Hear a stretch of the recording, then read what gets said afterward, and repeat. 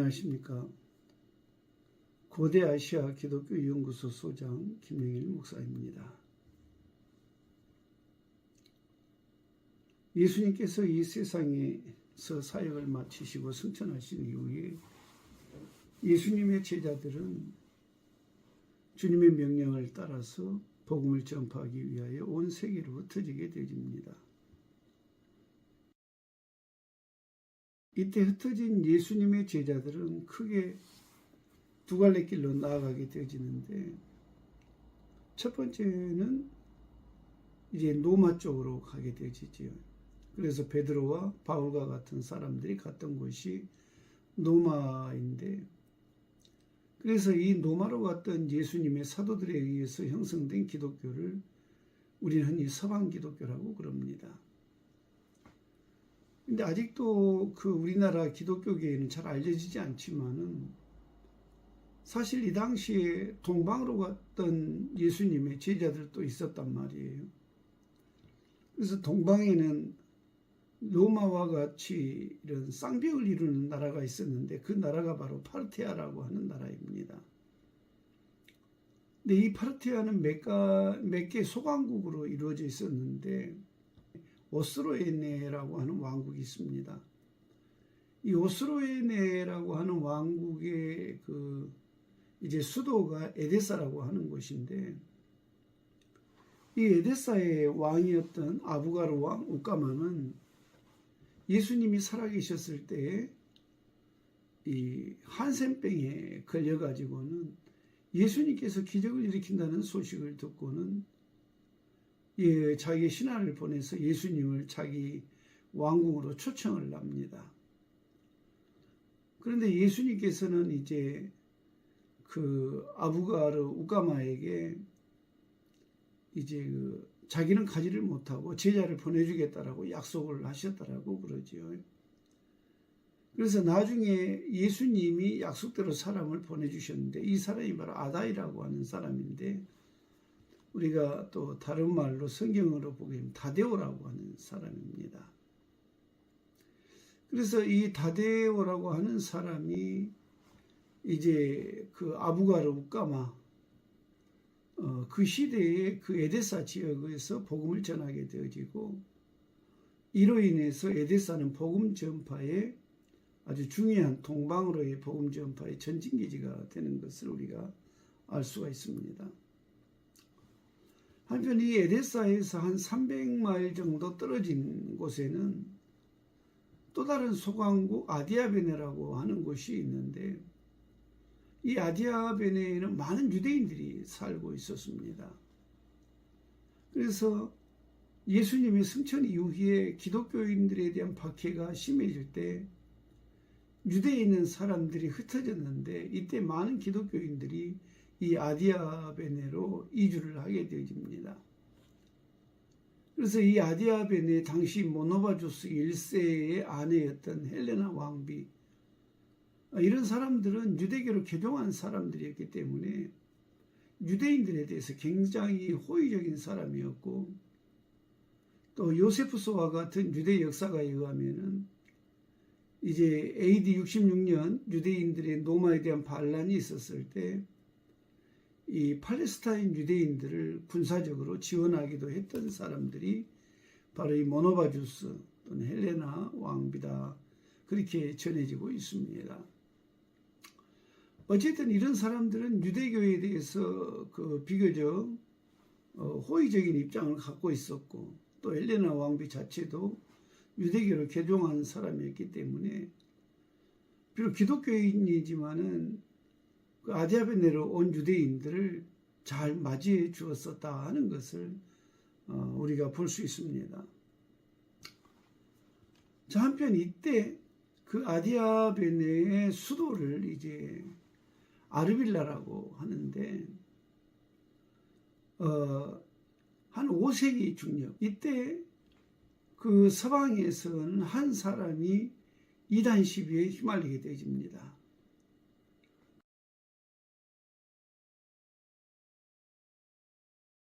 그 사람이 이제 잘 알려진 네스토리우스라고 하는 사람인데, 이 네스토리우스가 키릴루스와의 그 싸움에서 져서 이제 유배를 가게 되어지고, 그를 추종하던 사람들이 더 이상 서방 기독교에 있을 수가 없었기 때문에 이제 동방으로 이주를 하게 되어집니다. 근데 이때 사실은 동방은 이제 파르티아가 망하고 페르시아 사산 왕조가 들어서 있었는데, 사산 왕조는 조라스터교가 국교란 말이에요.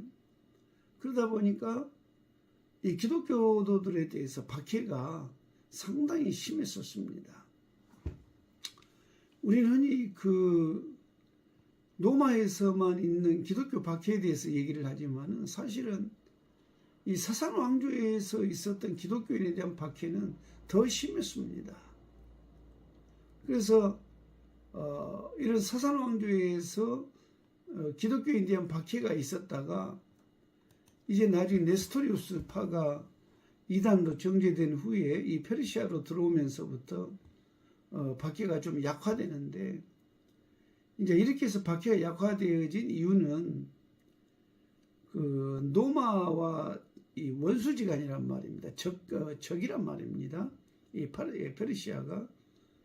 근데 노마에서 쫓겨난 사람들이 기독교인들이잖아요. 그래서 이 사람들이 페르시아로 들어왔잖아요. 그러니까 페르시아 입장에서 보면은 자기들 이단도 정죄해가지고 쫓겨난 사람들이 페르시아로 왔기 때문에 이제 이 페르시아에 온 이 기독교인들은 최소한 적은 아니다, 그렇게 이제 생각을 하게 되어집니다.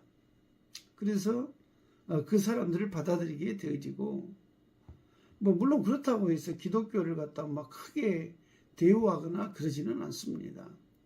왜냐하면 페르시아 자체가 국교가 조라스터교였기 때문에 이 기독교는 사실 뭐 정치적 중심에 설 수가 없었던 거지요. 그러나 그럼에도 불구하고 그 이전보다는 훨씬 더 안정된 상태에서 복음을 전파하고 교회를 세울 수 있었던 겁니다. 자, 그러다가 이제 이 페르시아에 있던 기독교인들이 특별히 이제 그 사산 왕조 중에 사산 왕조 가운데서 카바드 왕 같은 사람에 의해서 이제 지원을 받게 되죠.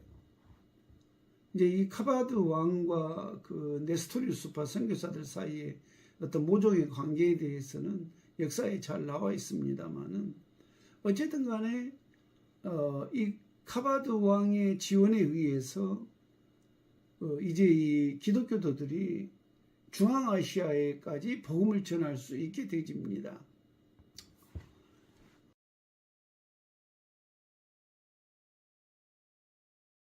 근데 이제 역사를 보게 되어지면 이때 사실은 중앙아시아에는 이미 복음이 들어와 있었다라는 그런 기록들이 있어요.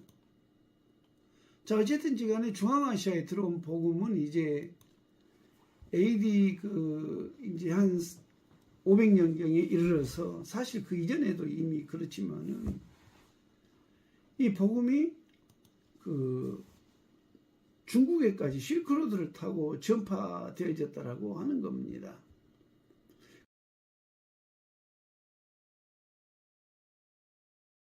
그래서 보통 이 실크로드가 열린 게 언제냐라고 물으면은 이제 기원전 BC지요. BC 138년에서 126년쯤에 이 실크로드가 열렸을 것이라고 보는데, 이 실크로드 통해서 무역을 하던 사람들이 단지 무역만 하는 게 아니라 문화나 종교까지도 전파를 했단 말이에요. 그래서 이때 전파되었던 종교 중에 가장 잘 알려진 것이 이제 불교지요.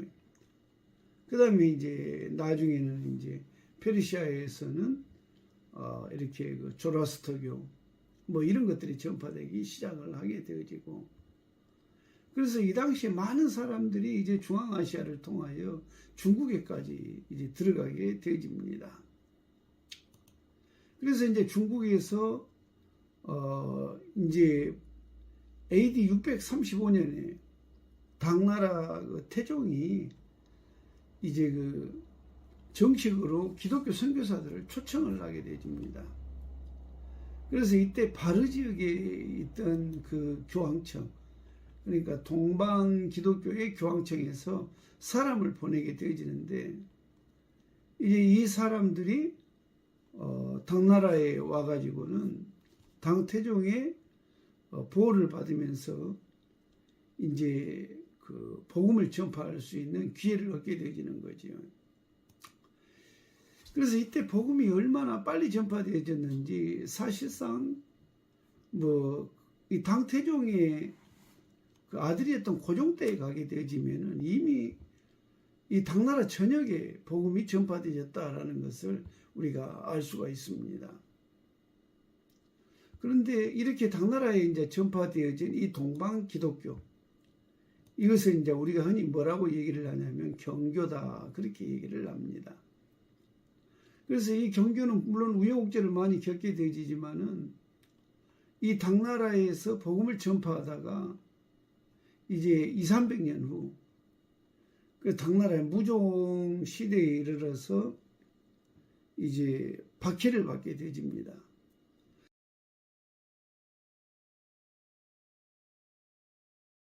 근데 물론 이 당나라 무종 때 박해를 원래 하고자 했던 것은 경교가 아니었고 불교였습니다. 그래서 우리가 구당서나 신당서 같은 데를 보게 되지만 이때 그 무종이 그 불교를 이제 그 박해를 한 이유 중에 하나가 뭐냐면은 불교가 너무 커져 버렸어요.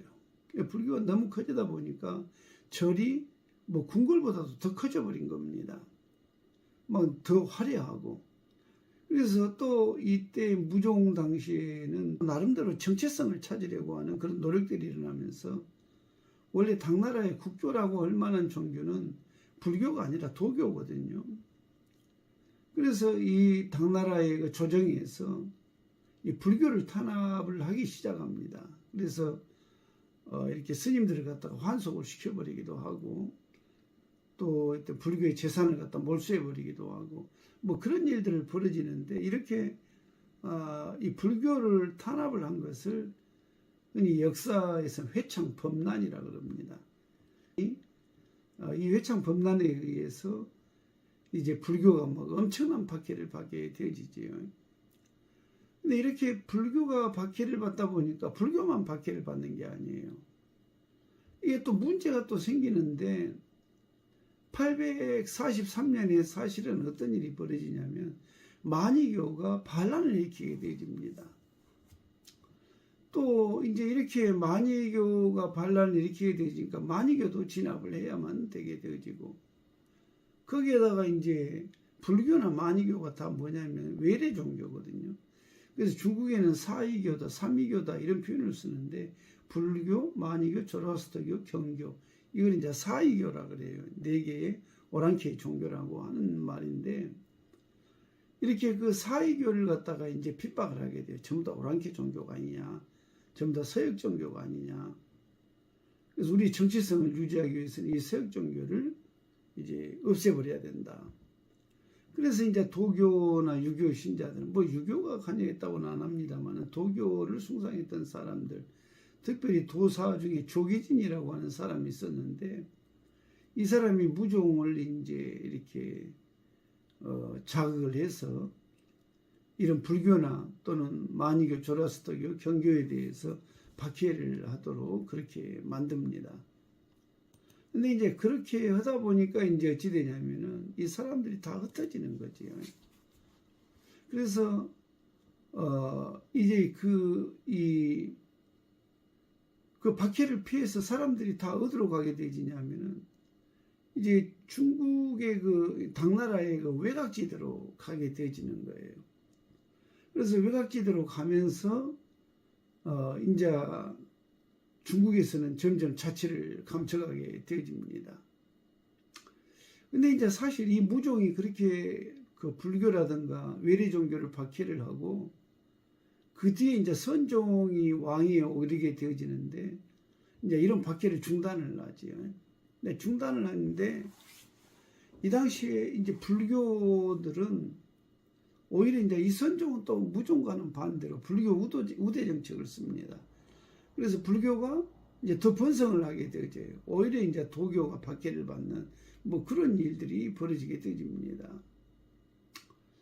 자, 그러는 와중에서 이제 문제는 뭐냐면 이때 경교에 대한 박해가 계속해서 더 심해져 갔다라는 거예요. 근데 이때 그 당나라에 하나 중요한 것이 하나 있었는데 그게 뭐냐면은 당나라 덕종시대에 세워진 대진경교 유행 중국비라는 것이 있었습니다. 근데 이렇게 경교에 대한 박해가 심해지니까 그 당시에 이 대진경교 유행 중국비를 갖다가 이제 믿음의 사람들이 파괴되는 것을 막기 위해서 땅을 파고 땅속에다 묻어둡니다. 그리고 이제 그 예수를 믿는 사람들은 주변으로 흩어지게 되어지는데 나중에 이 기독교가 다시 기회를 얻었을 때에도 이미 기독교인들이 소멸이 되어버렸기 때문에 다시 부활을 할 수 있는 기회를 영영이 갖지를 못한 거지요. 그러다가 또 879년에는 황소의 난이 일어나서 이 황소의 난 때 또 외국인들이 엄청난 핍박을 받게 되어집니다.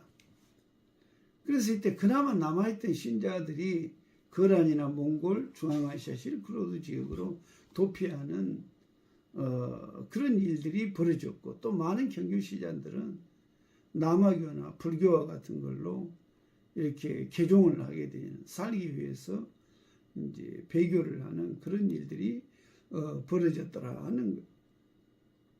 자, 그러면서 이제 당나라 시대만 해도 사실 경교 신자들이 통상 얼마나 되냐라고 물으면은 이제 이렇게 계산을 해보면 뭐 약 한 20만 명 정도가 경교도들이 있었다라고 그럽니다. 근데 이렇게 무종에 의한 박해 또 그 뒤에 계속해서 박해가 일어나고 황소의 난에 의해서 박해를 받으면서 이제 중국에서는 기독교가 자취를 감추게 되어지고 이제 없었던 것처럼 보여버리게 되어지는 거죠.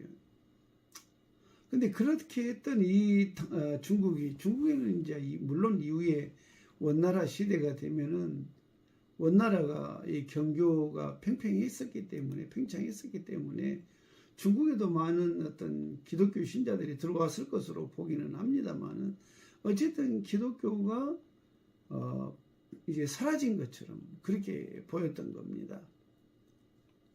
자, 그러다가 이제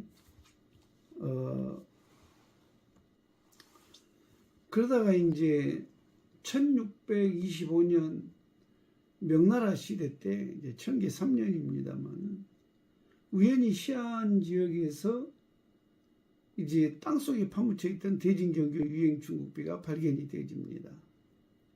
그리고 이 대진 유행 중국비는 예수의 사람들에 의해서 연구되어졌다가 이제 나중에 그 연구 결과 당나라 시대 때 기독교가 들어왔었다라는 것이 이제 세간에 알려지게 되어졌던 것이지요. 그래서 우리나라도 실학자들이 이 대진경교 유행중국비를 많이 연구를 했던 것 같아요. 그래서 실학자들 중에 정하산과 같은 사람들은 이제 우리나라 조선에서 천주교를 박해를 하니까 그때 천주교를 박해한 이유를 뭘로 들었었냐면은 천주교가 유풍을 흩어뜨린다라고 주장을 했거든요. 이제 이 정하산과 같은 분들은 바라 당나라 시대에 유학이 번성했던 그 시절에도 이렇게 경교가 퍼져 있었지 않았느냐. 오히려 당황실에서 경교를 갖다가 이렇게 지원했지 않느냐. 만일 경교가 유풍을 흩어뜨릴 것 같았으면 당나라에서 경교를 지원했겠냐. 그러면서 경교가 오히려 조선에 있던 정치나 또는 학문에 유익하다. 그렇게 뭐 주장을 하기도 했었던 것 같습니다. 그러다가 이제 1900년대 초에 들어서서 이제 그때는 막 세상이 격변지 시대지요. 서양 문물도 많이 들어오고 서양 사람들도 동양에 많이 왔었는데 이때 이제 그 도낭에 막고굴이라고 하는 곳에서 엄청난 양의 문헌들이 발견이 되집니다. 근데 그 문헌들 대부분이 물론 불교 문헌이 많이 있었습니다만은 이제 나중에 알고 보니까 그 불교 문헌이 아니라 경교 문헌이었던 것들이 이제 나타나게 되어지는 거죠. 그래서 일신론이나 서청 미시소경 그래서 이제 그때 모든 사람들이 당나라에도 이미 1000년 전에 혹은 1500년 전에 기독교가 들어왔구나 하는 것을 알게 되었던 거죠.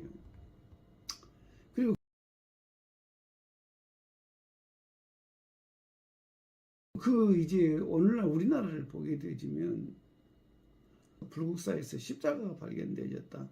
황룡사의 기와 와지에서 뭐 십자가가 새겨진 그런 것들이 발견됐다. 그렇게 얘기를 합니다.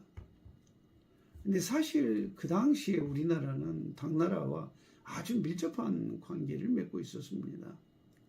오늘날 우리나라가 미국과 관계를 맺고 있는 것보다도 당나라와 당시의 신라나 고구려 백제가 관계를 맺고 있었던 것이 더 밀접했지요. 근데 그런 상황에서 보면은 중국에 있었던 경교가 이제 신라 또는 고구려 백제 신라에 다 전해졌을 것이라는 것은 불을 보듯 뻔하는 것이지요. 근데 이제 그럼에도 불구하고 오늘날 사실 우리가 우리나라에 기독교가 왔느냐 안 왔느냐에 대해서 말하기가 참 곤란한 것이 문헌적인 근거가 없기 때문에 그렇습니다. 그래서 여러 가지 이제 고고학적 증거라든가 이런 걸 가지고서는 어렴풋이 경교가 우리나라에 들어왔구나 그렇게 말할 수 있는데 정작 그 어떤 문헌에 경교가 들어왔다라는 그런 문헌들이 없으니까는 경교가 들어왔다라고 말하기가 곤란한 거죠.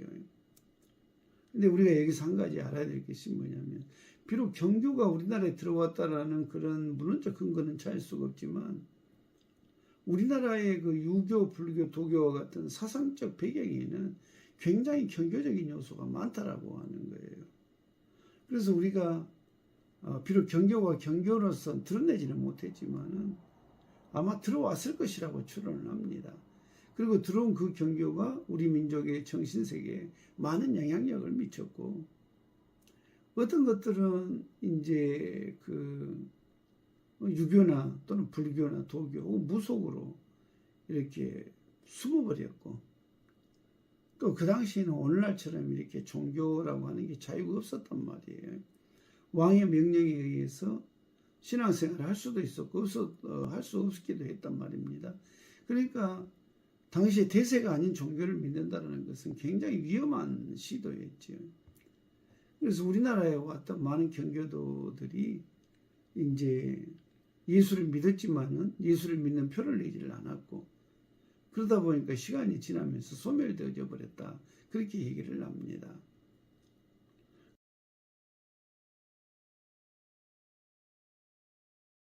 중국의 당나라의 한리 막사로서 최치원의 스승이었던 분이 우리나라에 들어와서 녀시성을 퍼뜨린 것을 볼 수 있는데 이 녀매라고 하는 사람이 누구냐면은 대진경교 유행 중국비를 기록한 녀수암이라고 하는 사람의 후손입니다. 녀수암이 녀매의 할아버지인지 아니면 아버지인지는 잘 모르겠습니다만은 어쨌든 이 대진경교 유행 중국비를 기록한 녀수암의 후손이 이 녀매라고 하는 사람이에요. 그럼 이렇게 녀매가 자기 그 선조가 대진경교 유행 중국비와 같은 것을 쓴 사람인데 이 녀매는 그 경교를 안 믿었겠냐라는 거예요. 실질적으로 이 녀매의 후손인 한 분이 우리 합동 보수 측의 그 목사님이 한 분 계시는데 그분의 말에 의하면은 자기 가족들은 예수를 믿었다라고 그렇게 얘기를 합니다. 그러니까 실질적으로 사실상 오랫동안 숨어서이지만은 이 경교를 가지고 예수를 믿었던 사람들이 많이 남아 있었다라는 것을 얘기를 하는 거지요. 근데 그 사람들이 그러면 왜 흔적이 남아 있지 않느냐라는 거예요. 박해가 너무 심해서 정체를 드러낼 수가 없었던 겁니다. 그래서 그냥 아닌 척하고 지나면서 그러나 어떤 문양이라든가 표식이라든가 역사적 기호 속에 경교의 흔적을 남겨놓은 거지요. 그래서 우리가 절간을 보면 만자가 있습니다만 그 만자가 원래 경교도들이 사용하던 그런 표식이라고 그래요. 그리고 또 우리가 이 무당들이 하는 그 경전을 가만히 듣다 보면은 무당의 경전이 꼭 성경의 내용을 반영하고 있는 것은 아닌가 하는 그런 생각이 들 때도 있습니다.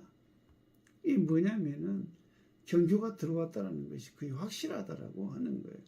근데 어쨌든지 간에 문헌적 근거가 없기 때문에 우리는 그렇게 말할 수가 없습니다.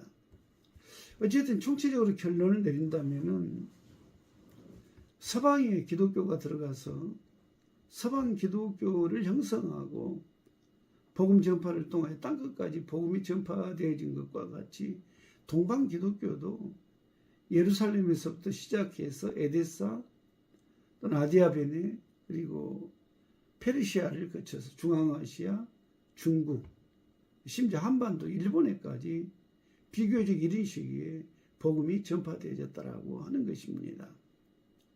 그런 면에서 저는 이제 고대 아시아 기독교 연구를 하면서 이렇게 우리가 동방 기독교에 대해서 얘기를 많이 하는데 문제는 뭐냐면은 이 경교에 대한 연구가 상당히 미진하다라는 거예요.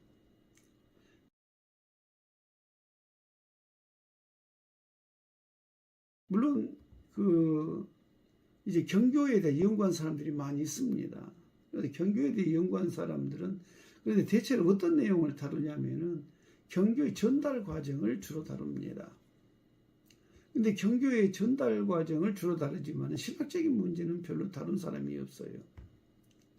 그래서 이제 우리나라에서는 유일하게 제가 이 신학적인 문제를 다루기는 했습니다만은 근데 우리나라 신학자들이 경교의 신학적인 문제를 다룰 수 없는 이유가 있습니다. 물론 첫 번째는 관심이 없어요. 그러나 여기 또 다른 학문적인 그 문제가 있는데 이 경교 문헌이라고 하는 게 다 고대 한문으로 기록이 되어 있단 말입니다. 근데 고대 한문으로 기록된 것을 해석을 하자면은 몇 가지가 필요합니다. 첫째는 뭐냐면은 한문을 알아야 되겠죠. 한문이라 한자, 한문이라고 하는 것은 단순히 한자를 안다는 게 아니라 한문의 체계를 알아야 된다는 걸 얘기하는 거예요. 두 번째는 뭐냐면 동방의 사유체계를 이해를 해야 됩니다. 그래서 세 번째는 뭐가 있었냐면 기독교 신학을 알아야 됩니다. 그러니까 이 기독교 신학, 한문, 그리고 동방의 사유체계 이 세 개를 알아야 이 경교 신학을 이해할 수가 있단 말이에요. 근데 오늘날 우리나라 신학자들을 보게 되어지면 대부분 서방 기독교와 관련되어 있기 때문에 라틴어나 영어, 뭐 독일어 프랑스어 이런 것들은 잘 알지만은 한문을 모른단 말입니다. 또 한문을 아는 사람들은 한문을 안다 할지라도 동방의 사유체계를 잘 이해를 못합니다. 또 사유체계를 이해한다 할지라도 기독교 신학을 몰라요. 그러니까 해석이 제대로 되지를 않는 겁니다. 그래서 특별히 대만 학자들이 이렇게 경교에 대해서 경교 문헌을 번역해 놓은 것을 보면 꼭 영지주의적인 번역이 많아요. 왜 그러냐면 그분들이 기독교 신학을 모르기 때문에 그렇습니다. 반면에 이렇게 기독교계에서 해석을 한 사람들은 사실 해석하려고 시도도 하질 않습니다만은 그분들은 대체로 뭐 어떻게 평가를 해버리냐면 그냥 네스토리우스는 이단이니까 경교도 이단이다 이런 식으로 평가를 해버립니다. 근데 여러분 이제는 뭐 신학적으로 다 알려져서 그런 경우도 없지만 네스토리우스를 이단이라고 하는 시대는 이미 지났습니다. 네스토리우스를 이단이라고 하는 것은 정말 이 기독교계를 모르기 때문에 그래요. 근데 더 중요한 것은 동방 기독교는 네스토리우스파가 아닙니다. 경교를 갖다가 특별히 경교비를 갖다 네스토리우스 테블릿이라고 말을 하는데 이 네스토리우스 태블릿이 아니에요. 그게 뭐냐면 동방 기독교입니다. 글자 그대로 동방 기독교예요. 네스토리우스파 사람들은 431년에 들어온 사람들이에요. 그러나 동방 기독교는 도마로부터 시작된 종교입니다. 그러니까 도마로부터 시작된 종교가 네스토리우스파들에 의해서 보다 체계적으로 정립이 되어졌고 그게 중국에 들어와서는 한문으로 번역이 되어져서 기독교 복음을 안착시킨 것. 이게 이제 경교인데 이런 어떤 일련의 흐름을 이해하지를 못하면은 이 경교에 대해서 이단이라고도 하고 그 사람들이 주장하는 신학을 갖다가 잘못 주장을 하기도 하는 것입니다. 그런 면에서 이제 저는 이제부터 이런 경교 문헌을 제가 직접 번역한 이렇게 경교경이라고 하는 책이 있습니다만 이 경교경이는 이제 경교 문헌을 총 번역을 한 거예요. 제가 했습니다만은 이 책을 갖다가 오늘부터 강의를 좀 하려고 합니다. 그리고 제가 이제 그 경교신학이라고 하는 책을 썼는데 그 경교신학에 맞춰서 이 경교경의를 강의를 하는데 혹시 경교에 대해서 관심 있는 분들은 많이 살펴봐 주시면 감사하겠습니다. 네, 오늘은 경교가 형성되기까지의 과정에 대해서 살펴보았습니다. 다음 시간에는 대진경교 유행 중국비의 해석에 대해서 살펴보도록 하겠습니다. 감사합니다.